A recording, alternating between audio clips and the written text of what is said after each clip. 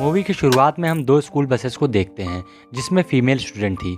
उसमें से एक स्टूडेंट का नाम मित्सुको था। वो अपनी डायरी में कुछ लिख रही थी। अचानक से उसका पेन नीचे गिरता है। वो अपना पेन उठाने के लिए नीचे झुकती है। अभी कोई तेज सी चीज आती है और दोनों बसेस को आधे पर से काट देती है, जिसकी वजह से सब लड़कियां दो हिस्सों में कट जाती हैं। मित्सुको पेन उठाने के लिए नीचे झुकी थी, इसलिए वो बच जाती है। जब वो उठती है तो ये सब देख के बहुत डर जाती है और बस से निकल के भागने लगती है। वो तेज चीज हवा होती है जो सबको काट रही थी। भागते भागते मित्सुको को चार लड़कियां दिखाई देती है। वो उनसे कहती है नीचे झुक जाओ। जब तक वो लोग कुछ करते, हवा उनमें से तीन लड़कियों को काट देती है। उसमें से एक लड़की को मित्सुको बचा लेती है।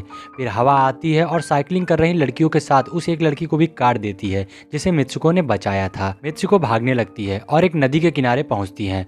वहाँ बहुत सारी डेड बॉडी पड़ी थी। वहाँ मित्सुको डेड बॉडी के साफ कपड़ों के साथ अपने कपड़े बदल लेती है क्योंकि उसके कपड़ों पे खून लगा था। फिर आगे मित्सुको एक स्कूल पहुंचती है जहाँ और भी फीमेल स्टूडेंट्स थी।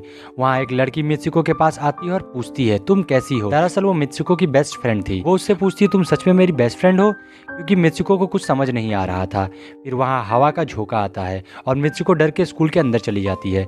मित्सुको की फ्रेंड उससे आके पूछती है तुम्हें क्या हुआ है और तुम इतना अजीब बिहेव क्यों कर रही हो। मित्सुको कहती है मुझे नहीं पता, वो मेरा ख्वाब था या सच, और मैंने देखा हवा का झोंका सब लड़कियों को काट गया। उसकी फ्रेंड मित्सुको का हाथ खिड़की से बाहर निकालती है और कहती है ये देखो, ये सिर्फ हवा का झोंका है और कुछ नहीं। मित्सुको को लगता है शायद वो उसका ख्वाब होगा।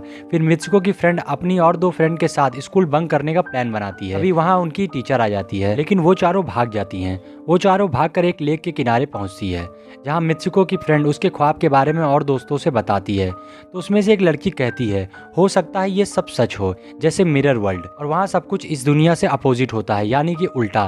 तभी वो लड़की लेक में एक पत्थर फेंकती है और कहती है शायद मैंने दूसरी दुनिया में ऐसा ना किया हो। तभी उस लड़की को एक मगरमच्छ खा लेता है। लेकिन फिर वही लड़की बताती है जो इस दुनिया में होता है वो उस दुनिया में नहीं होता, और जो उस दुनिया में होता है वो इस दुनिया में नहीं होता। और फिर उनकी एक फ्रेंड बताती है हमें कुछ ऐसा करना होगा जो उस दुनिया में इम्पॉसिबल हो, क्योंकि हमारी किस्मत लिखी जा चुकी है और हम इसे बदल सकते हैं। फिर ये लोग स्कूल वापस जाते हैं। क्लास में मित्सुको को एक तकिया नीचे पड़ा दिखता है। वो उसे उठाने के लिए नीचे झुकती है। तभी उनकी क्लास टीचर फायरिंग करके सारी लड़कियों को मार देती है। जब वो उठती है तो देखती है सारी लड़कियां मर चुकी है और वो फिर से बच गई है। टीचर उसके पास आकर कहती है तुम्हारी हिम्मत कैसे हुई क्लास बंक करने की, अब तुम भी नहीं बचोगी। फिर उनकी दो फ्रेंड मित्सुको को लेकर भागती हैं, मगर उसकी फ्रेंड मारी जाती है। मित्सुको बाकी लड़कियों के साथ बाहर भागती है और बाकी लड़कियां हवा के झोंके से फिर से कट जाती हैं। मित्सुको भागते हुए एक रश वाली जगह पहुंचती है। मित्सुको पुलिस स्टेशन जाकर फीमेल ऑफिसर से बताती है। तब वो ऑफिसर उससे कहती है तुमने कहाँ स्कूल के कपड़े पहन रखे हैं। मित्सुको शीशे में देखती है तो वो चेंज हो गई थी। वो कोई और लड़की बन चुकी थी। लोग उसे किसी और नाम से बुला रहे थे। उसे पता चलता है यहाँ उसकी शादी होने वाली है। वो पुलिस ऑफिसर उसे शादी के लिए ले जा रही थी और सब लोग उसे कांग्रेट्स कर रहे थे। वहाँ पहुंचकर मित्सुको देखती है उसकी बेस्ट फ्रेंड भी वहाँ है। वो उससे पूछती है ये क्या हो रहा है, तो उसकी फ्रेंड बोलती है अभी शांत रहो, हमें कोई और कंट्रोल कर रहा है। मित्सुको अपनी वेडिंग सेरेमनी के लिए जाती है तो वहाँ सब लड़कियां उसका मजाक उड़ाने लगती है। फिर उसकी फ्रेंड सब लड़कियों को एक एक करके मारने लगती है। जब मित्सुको आगे बढ़ती है तो एक बॉक्स देखती है। उस बॉक्स में से एक पिग निकलता है जिसे देखकर मित्सुको डर जाती है और एक टूटी हुई बोतल से उस पिग पर अटैक कर देती है। और फिर मित्सुको उसकी फ्रेंड वहाँ से भाग जाते हैं और बाहर आ जाते हैं। दो लड़कियां उन्हें रोकने की कोशिश करती है मगर मित्सुको की फ्रेंड उन्हें मार देती है। मित्सुको दूसरी साइड पर आ जाती है और यहाँ मिरर में वो खुद को देखती है तो वो फिर से चेंज हो गई थी और वहाँ एक रेस हो रही थी। कुछ लड़कियां मित्सुको के पास आती हैं और उसे दूसरे नाम से पुकारती हैं और कहती हैं तुम तो बहुत अच्छी रेसर हो, तो तुम भाग क्यों नहीं रही हो। फिर मित्सुको भागना शुरू करती है। वहाँ पर उसे अपनी डेड फ्रेंड भी दिखाई देती है जो स्कूल में मारी गई थी।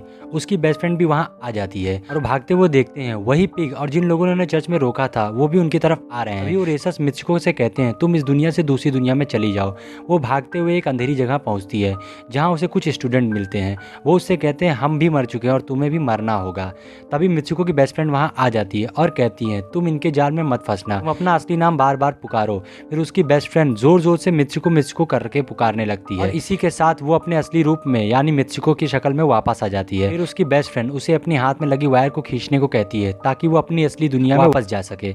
लेकिन मित्सुको को डर लग रहा था क्योंकि उसे लग रहा था कि उस वायर को खींचने से उसकी बेस्ट फ्रेंड मर जाएगी। लेकिन उसके कहने पर वो वायर खींच देती है जिससे उसकी बेस्ट फ्रेंड दो हिस्सों में बढ़ जाती है। और फिर उसे एक गेट दिखाई देता है। उस दरवाजे के बाहर आने पर वो देखती है वो आदमियों की दुनिया आ चुकी है और वहाँ पर उसका पोस्टर भी लगा हुआ है। फिर एक लड़का आकर उसके पास कहता है कि तुम फ्यूचर में हो। ये सुनकर वो बेहोश हो जाती है। जब उसे होश आता है तो वो देखती है एक बुढ़ा आदमी गेम खेल रहा था और उसमें वही सारे कैरेक्टर थे जो वो पहले बन चुकी थी। वो आदमी कहता है ये गेम मैंने बनाया है और मैं ही तुम लोग को कंट्रोल कर रहा हूँ। तुम तो पहले ही मर चुकी हो, लेकिन मैंने तुम्हारे डीएनए से तुम्हें दोबारा जिंदा किया है। मित्सुको को सब पता चल जाता है कि ये गेम है, तो वो सोचती है कि वो शायद अपनी असली दुनिया में वापस जा सकती है। फिर वहाँ पर एक आदमी आता है जो मित्सुको को अपने पास बुलाता है। तो वो बुढ़ा आदमी कहता है जाओ, ये गेम का लास्ट स्टेज है, इसे कंप्लीट करो। मित्सुको डरते हुए उसके पास जाती है। अभी मित्सुको को अपनी फ्रेंड की कही बात याद आ जाती है कि अगर इस दुनिया में कुछ ऐसा करेंगे जो दूसरी दुनिया में इम्पॉसिबल है तो वो अपनी दुनिया में वापस जा सकती है। और फिर वो उस आदमी का गला दबाकर उसे मारने लगती है और बुढ़े आदमी की छड़ी लेकर अपने पेट में मार देती है, जिससे उसकी डेथ हो जाती है। बुढ़ा आदमी सोच भी नहीं सकता था कि मित्सुको ऐसा कर सकती थी। इससे उसकी किस्मत चेंज हो जाती है। आगे दिखाते हैं मित्सुको की बाकी कैरेक्टर भी अपने आप को मार देते हैं। वो गेम में तो मर जाते हैं लेकिन असल दुनिया में जिंदा हो जाते हैं। फिर हम मित्सुको को एक बर्फीली जगह देखते हैं और फिर तब वो असली दुनिया में वापस आ जाती है और मूवी यहीं पर ख़त्म हो जाती है।